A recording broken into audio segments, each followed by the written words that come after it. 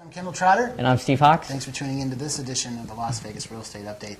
This update's going to be a kind of a caveat to the one we did last week on government bailouts, and we're going to talk about loan modifications and who they're helping and how they're working. Steve?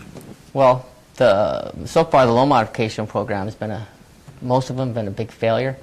The past 12 months, about 80%. Well, let's explain to our viewers exactly the kind of modifications that are being done for the most part, where people, in my opinion, most of the loan modifications are, hey, I bought a house on the arm, I've had it 3 years now I'm going from 6% to 8.5% or whatever, and now I can't afford the payment. The bank's like, hey, no sweat, you're in the same boat as everybody. We're going to float you at 6% for a while, keep making the payments, well, you know. Yeah, usually the loan modifications, they give you a lower rate for a period of time. The main reason why they're not working, the first one, the loans, the people were so far overextended that even with the lower rate or the fixed rate, a lot of these were negative AMs. So if they're negative AMs and they give you a 2% rate, it's still too high for what... You're paying 2% more than you were. Right, exactly. So that's one of the main ones. Another big one is a lot of people, they owe way more than their house is worth. That's the real problem, in my opinion. Even if you can get your lender to keep your payment the same for an extended period of time, it doesn't bail you out of maybe the hundreds of thousands that you are negative on your balance.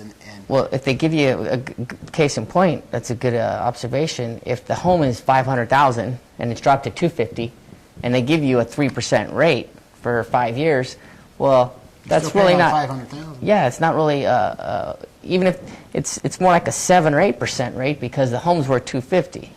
Follow me? Right. Even though people are getting a 3% on the 500, the value's only $250,000. So it's not really a 3% on the current market value, which is a big problem. You have some statistics on loan modification defaults. These are people that are defaulting after they've received a loan modification from the bank. Well, yeah, so far they're averaging, it's about 58%, 60% right now.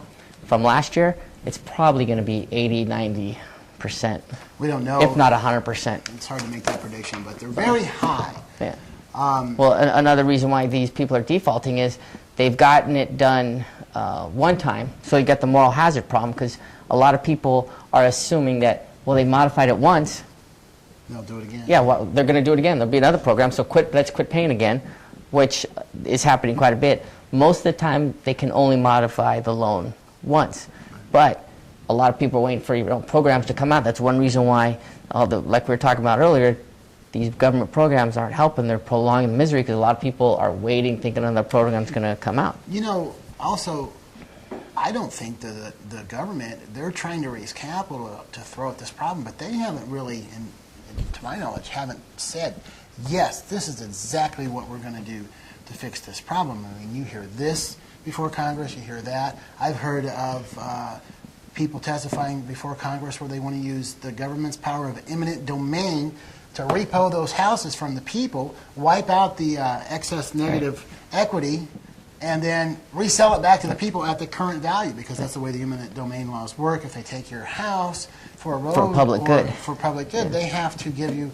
fair market value. Well, if you're sitting way at 50% upside down on a house, of course a homeowner's going to be like, sure, wipe out my mortgage, sell it back to me at fair market value, but what happened, all those investors. That's huge. And then another thing that they're dealing with now, which is loss of job.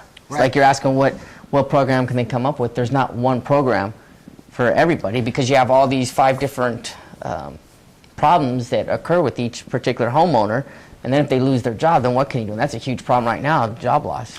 And that's what I'm a little bit concerned about, well, a lot concerned about actually going on is before most of the foreclosures that we've seen that started the foreclosure crisis were investors that bought investment property.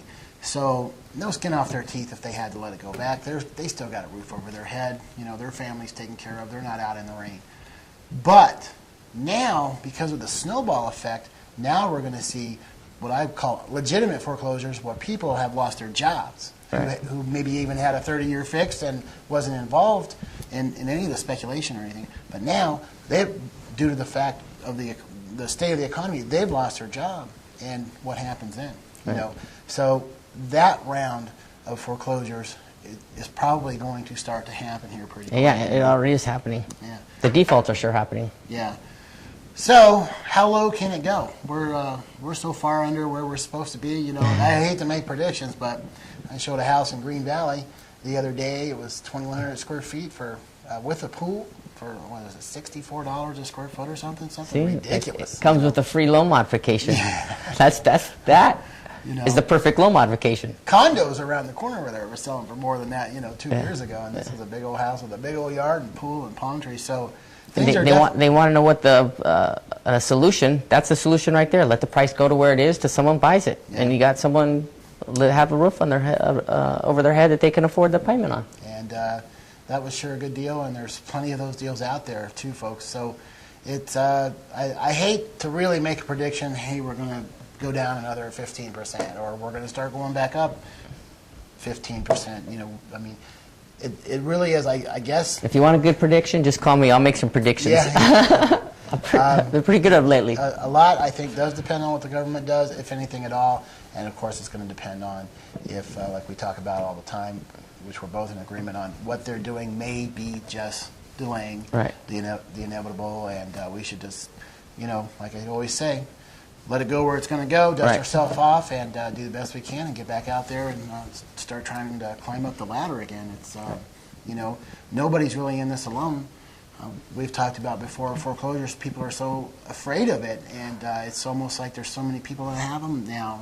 It's like I don't think it's carrying the stigma. No, they're going to have to change all that. Yeah. So And for people to buy homes again in the future, when things turn back around, we're hoping that they're going to remember these extenuating circumstances that our country and our economy is in right now, and give loans to good people again, even with a foreclosure on the record. That's what I would hope, and it would make sense, because it's almost like if they don't do that, they're not going to be able to make any loans. Well, they have to. This is the first time around they tried the loan modifications. That's been a huge failure. So it's like we said before, this has proven our point that they're extending delaying the inevitable. Yeah. So people, keep your chin up.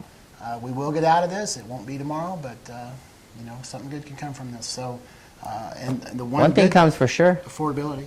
Yeah, affordability. More discretionary income, cheaper rents, cheaper house payments, more money to have fun. Yeah. So hopefully we can all get past this, and we'll all have money to have fun. I'm Kendall Trotter. I'm Steve Hawks. Thanks for tuning in to this edition of the Las Vegas Real Estate Update. See you soon.